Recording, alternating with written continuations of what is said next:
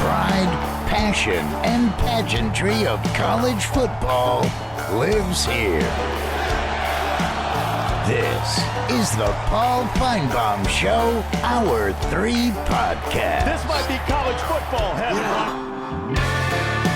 Are back. Glad you're here. I'll talk to Armin Kayan a little bit later. He has written a book with Sonny Vaccaro, one of the more interesting people in sports history. We've been talking a lot about Michael Jordan. He's the one who signed Michael Jordan to that Nike deal that revolutionized sneaker companies and sports. Swamp Dog is up next. Hello, Mr. Paul. Thank you for allowing me to talk to you today. Thank you. I saw yesterday. I was watching the show, and I like that little segment you had with Steve Spurrier and Chris Doering and that was great. You know, it really was. And anybody deserves to have their name on an award. The best first year coach thing, something like that. That would be Steve Spurrier.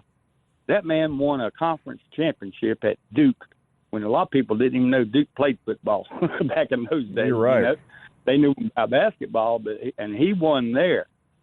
So, yeah, and I did not like that man. He almost ruined my life as a college football fan at Georgia. I mean, what he won. You know, I think if you did years. a poll, Swamp, that of what coach as a fan of your team did you hate the most, I think it was Spurrier. Even Saban was so good that I don't even think you could garner a lot of hate for him, but everyone hated Spurrier back in the day. We used to call him Darth Visor. You know, the visor, Darth Vader, you know. And he loved turning the knife. And he hated Georgia. Oh, he did. He absolutely did. You know, he held a resentment, and he never tried to hide it. And he said, one of my goals is to beat Georgia every year. And they actually beat us 17 out of 19 years one time, Paul, at one point. That's hard for somebody like me to swallow as a fan. Yeah, Mark Richt beat him, and Jim Donnan beat him. That's it. Once. And that's just, you know, back in the day, Georgia, when he got there at the right time because we had just lost Vince Dooley, and we was looking for we got Ray Goff, and Ray Goff is no Steve Spurrier. And Spurrier arrived at the right time to start kicking our butts, and he sure took advantage of it. But I love him now. I like Chris Doering. I hated him, too, back then because he played for Spurrier. But I love listening to Spurrier talk now. He's kind of like listening to Nick Saban. And, you know, back when Spurrier was coaching, he didn't talk like most coaches talk. He was different. He's colorful. He's controversial. But he's fun to listen to. And I'm glad to see him get his name on something like that. Well, Dog, listen, very nice of you to call. We appreciate it. We'll continue with more calls in a second. We have a little bit of news from Alabama. Kalen DeBoer telling On Threes, Pete and Nakos, Alabama planning for a modified Egg Day game. What does that mean? We want to have some type of event. It means we're not going to have a normal game. So essentially, spring games are dead. What we used to really get excited about, and 95,000 would show up at Bryant-Denny or Georgia or somewhere else, are now becoming essentially Kids Day. Bring your kid, get an autograph, get a hot dog, but you're not really going to see college football. That happened quickly, didn't it? Let's move along and check out Larry up next. Hey, Larry, go right ahead. Yes, Paul. I'm calling about the debate on the college playoff system. It just seems that it shows the lack of leadership of the NCAA. I mean, they've been running a 16-team tournament for multiple years in the former 1AA, I guess it's called the Championship Series, and can't they just stand up and say, okay, we've got a system in place, here it is, let's use it? That's fair. That really is, Larry. I don't know what's taking so long. And by the way, as you're telling that, we are reading reports out of Dallas, according to Ross Dellinger, Jim Phillips, the commissioner of the ACC, has essentially said that no decision on format, 12, 14, and 16 were discussed. So in other words, it is not happening. Nothing is changing this year. It's all about 26. This comes as no surprise to any living human being. The idea that several of these commissioners, Big 12, ACC, Group of Five, were going to acquiesce and go along with the Big Ten and the SEC, the chances of that were infinitesimal. Not happening. Let's go back to the calls and check out Wayne, who is in Kentucky. Hello, Wayne. Go right ahead. Good afternoon, Paul. Thank you for taking my call. It's a pleasure to talk with you.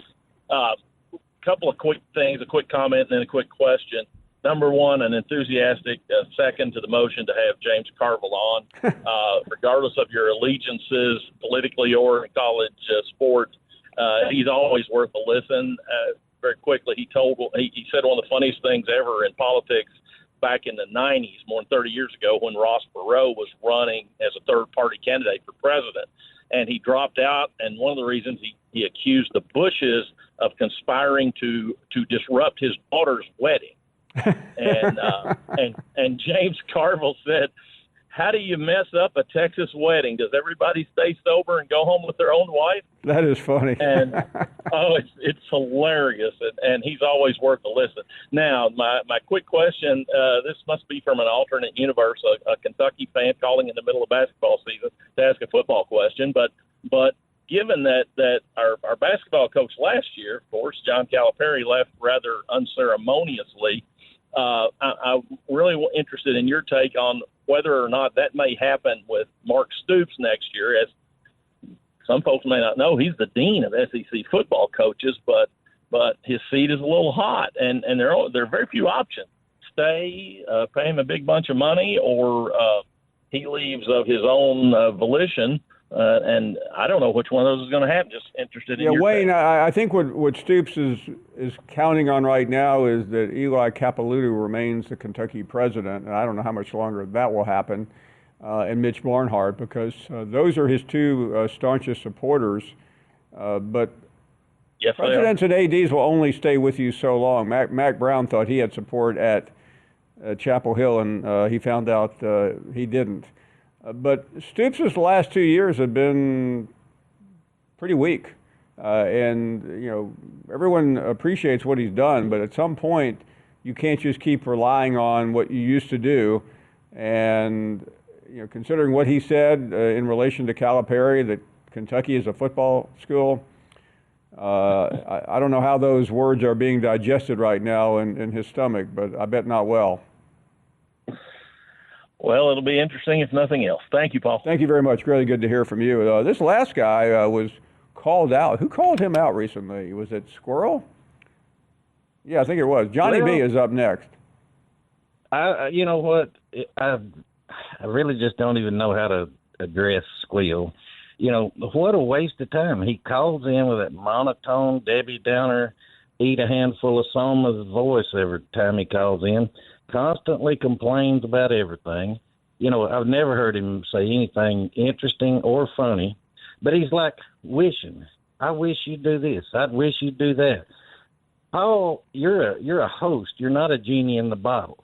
And as bad as Squeal wants to rub your belly and make a wish, it ain't going to happen. So, Squeal, kiss my butt and try to at least once in your life bring joy to the world. I mean, just try. Yeah, I know it's going to be hard, but just try one time. That's all I got to say about that fool. Oh, he gets under my last nerve. And, I was hoping that DeBoer wouldn't mess with the A-Day game.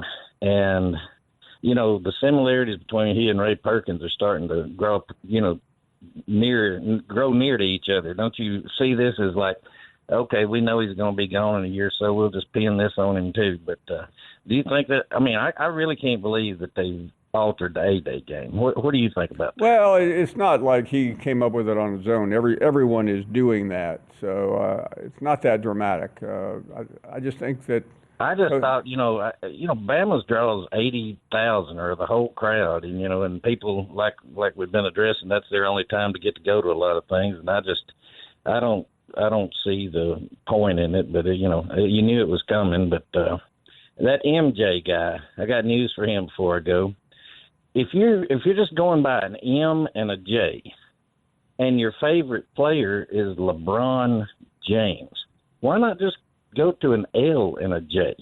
Because the MJ, it's a monumental. LeBron's a little bit. Plenty of people have been named after LeBron. Thanks for the call. One quick move before we wrap up here for this segment. Let's go to the Zoom, and who is it? It's the handsome one. What's up, Joe? Roll Tide Roll, Paul Finebaum. Hey, I'm doing good, brother. Hey, just got done back from the Piggly Wiggly. Had country fried steak and gravy, corn on the cob, turnip greens, sweet tea. And, man, I'm good. I got chili here. I'm going to fix here a little bit. Well, I ain't got to fix it. I cooked. They cooked at Piggly Wiggly. So, I'm set to go good. But, it's good. Pretty good blue skies here today. I ain't Zoomed in a while. Got me a new, it's a phone. So, it's, Hey, I tell you what, I like this look here. You're looking good. Hey, it's upgrade. I think, the phone's real. I love this. This right here is much better than it was. I mean, I love it much better. And, you had Chris, I know this is old. You had Chris, Gafonso, whatever you call it. Whatever that guy's. What was that guy's name? Gaston. I don't even know.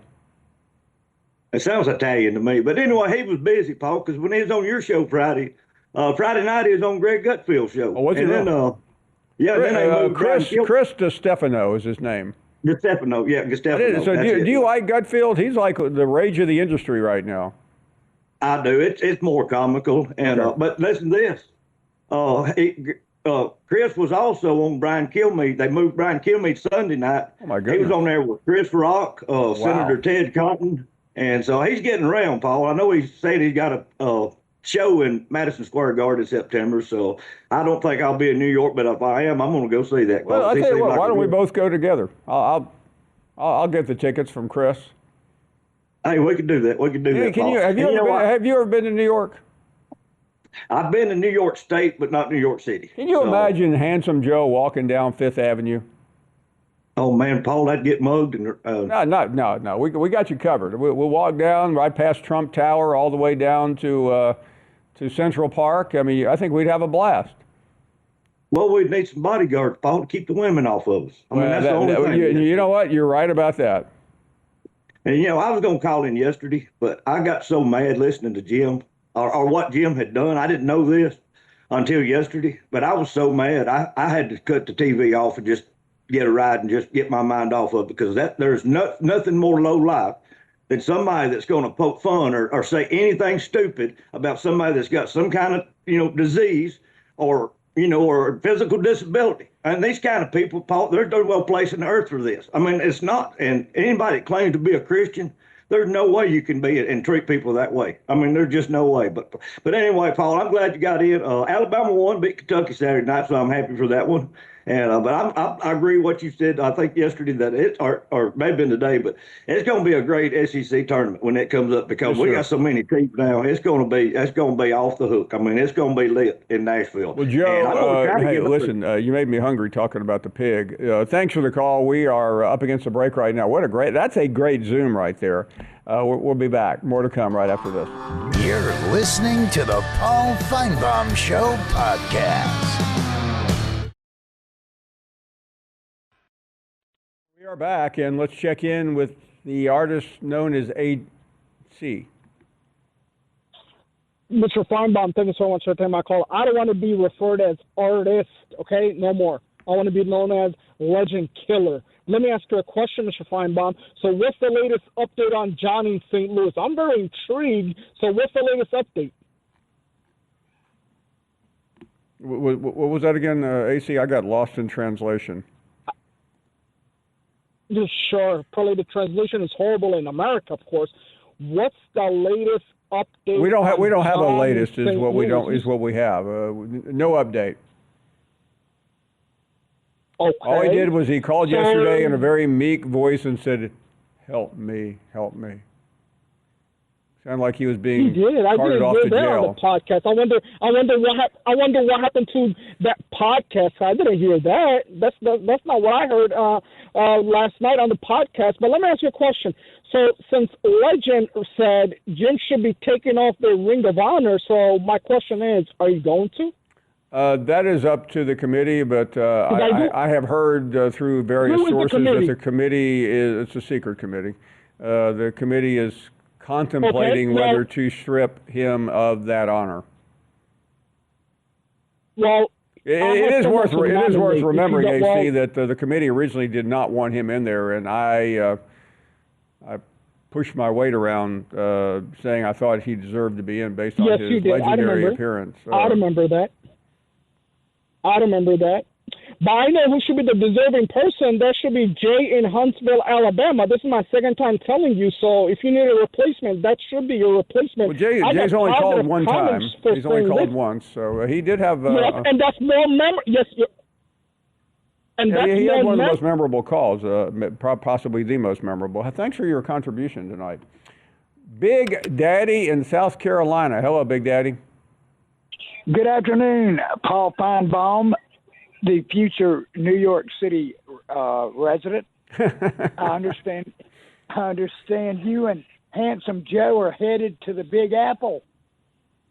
If that's the case. Well, Big Daddy, I appreciate you having me headed somewhere, but it is not to the Big Apple. Okay, all right. Well, you and Handsome Joe. I have lived in New York on a very limited basis, and I want no part of that city anymore. Happened to go there after Christmas, Paul. Went over to a little place at 38 West 56th Street called Judge Roy Bean's Public House. Oh, wow. Hole in the wall, great food. Didn't have any bad food the whole time we were there. No, it is a great place. 2 doors down from Carnegie Hall. Went to see Aladdin. Took the kids to Central Park ice skating. My grandchildren just had a blast. And I'll tell you what, I love the subways. Now, you don't ride them at midnight, and you don't ride them by yourself. However, no problems on the subways. Went to see the 9/11 memorial. I mean, just a great trip. Yeah, no, listen, I love New York. So it was good for us, but it is one of the greatest places to visit. But I'll say that. Living there, no. But a momentous weekend right before New Year's, and I'm glad we got out of there. But a great trip, and everybody needs to go once.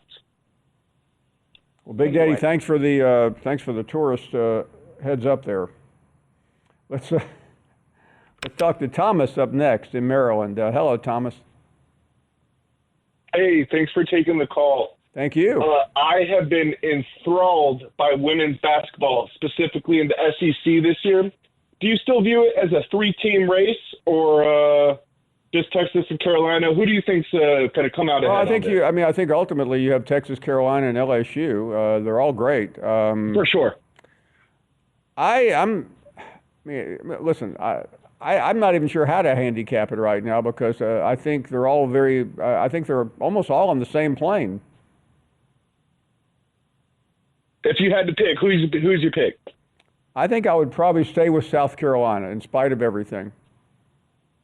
Yeah. Oh, thank you so much for taking my call. Have a great day. God bless y'all. By the way, it's easy to forget how great Dawn Staley is, but I'm not going to. We are going to take a short break. More to come. Armin Katayan returns to our program, one of the most noted sports journalists around. He's got a new book out, and we'll talk about it. You're listening to the Paul Finebaum Show podcast.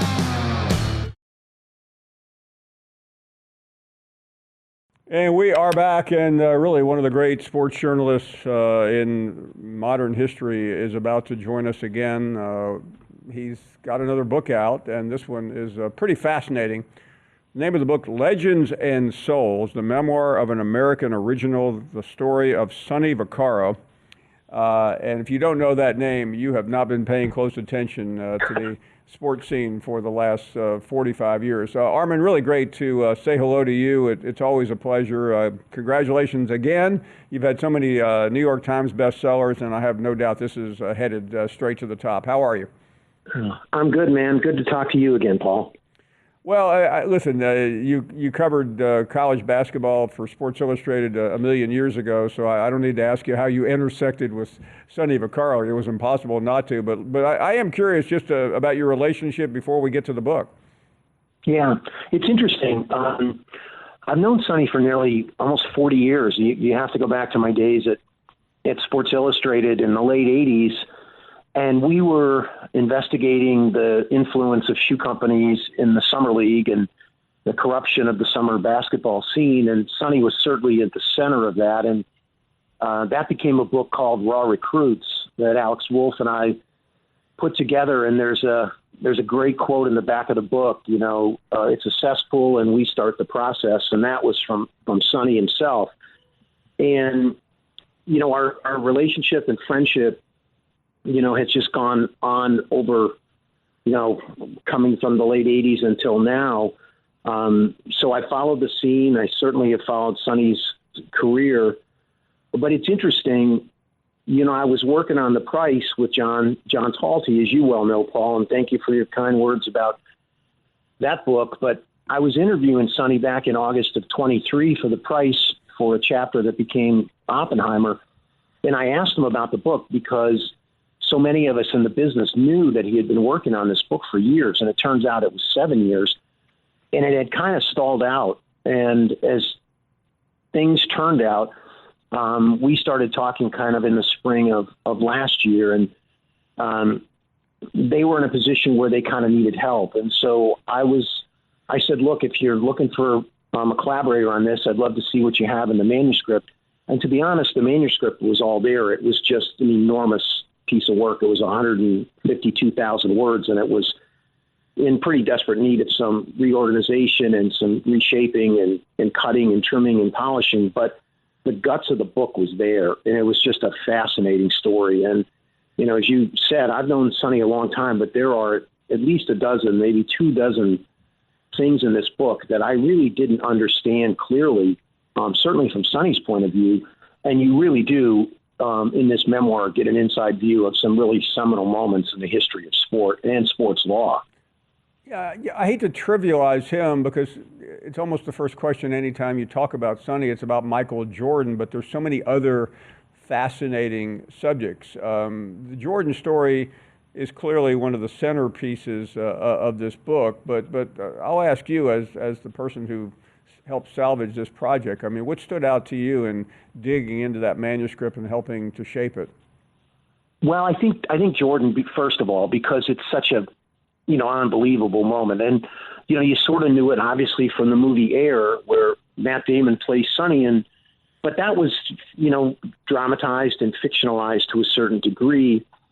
And I think in the book, you really get a step-by-step behind the scenes understanding of literally Sonny at the 84 finals in Georgetown loses to North Carolina in this 17 seconds to go in the game, and Jordan hits the pivotal shot, the critical shot, and Sonny sees something in Michael in his mindset and his willingness to really plunge into the moment and thinking, that's different. And Sonny had seen by that time a lot of great basketball players.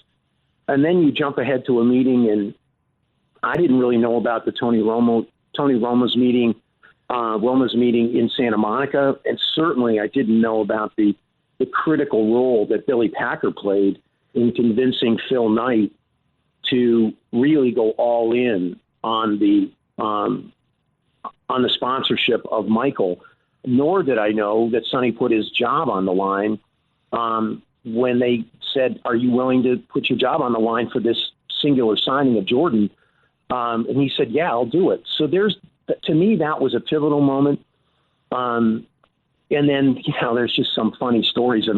How he convinced Tark in the beginning to be the first coach, to take money. And then the scene with Valvano at LaGuardia where he literally puts a shoe on the table. It's kind of something out of a Scorsese film.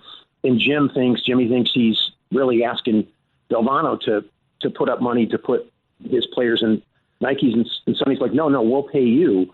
But in the end, and this is what Sonny and I have talked about, I think his story with Ed O'Bannon and the landmark lawsuit and really the history of that lawsuit and how Sonny, at 67 years old, left Reebok where he was making $500,000 a year to go on this knight-errant quest to really change the face of college sports. There would be no NIL without Sonny Vaccaro. So to to me, I think the Jordan signing and the O'Bannon case, and then his relationship with Phil Knight, which I think is a really interesting part of this book as well.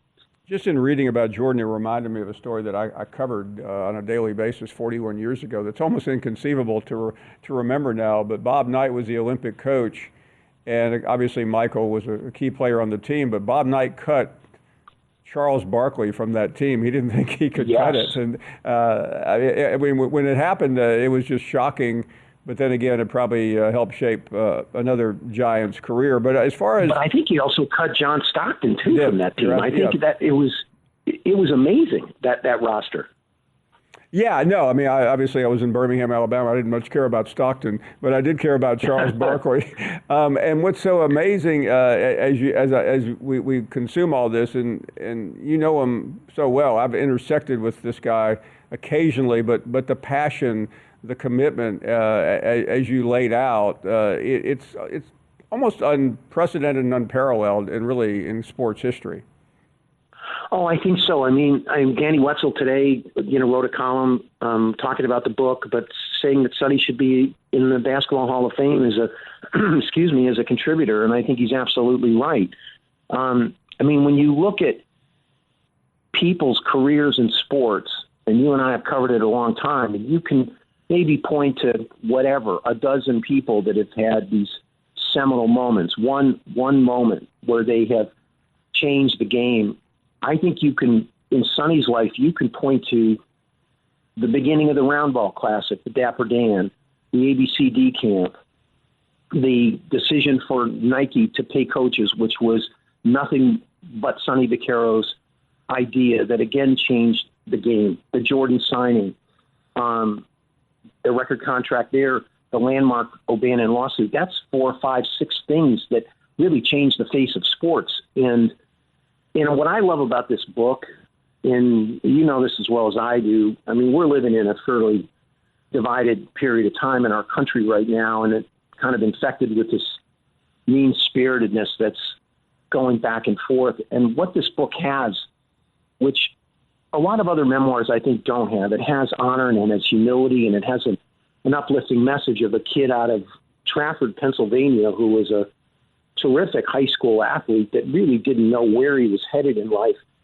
And the word that Sonny uses time and time again in this book is improbable, the improbable course of his life. But because Sonny, I think, has always been, and I think it's a reason that Sonny and I have stayed friends and close over the years, is when he says he's going to do something, he does that. His word is his bond. And there's a reason that coaches like Tarkanian and certainly John Thompson and Jim Boeheim and others stayed with Sonny and stayed with Nike over the years because Sonny's word meant something to people. They knew they could trust him. And that feeling, that narrative is a driving force of this book. And I think it gives it not only in Sonny's voice, and I think this book really captures his voice so well, but it's a great story of a guy who really changes, as I said, the face of sports in so many ways, but he does it in a way that is really, it's very inspiring in a lot of ways. Finally, Armin, we're talking about legends and souls with Armin Katayan.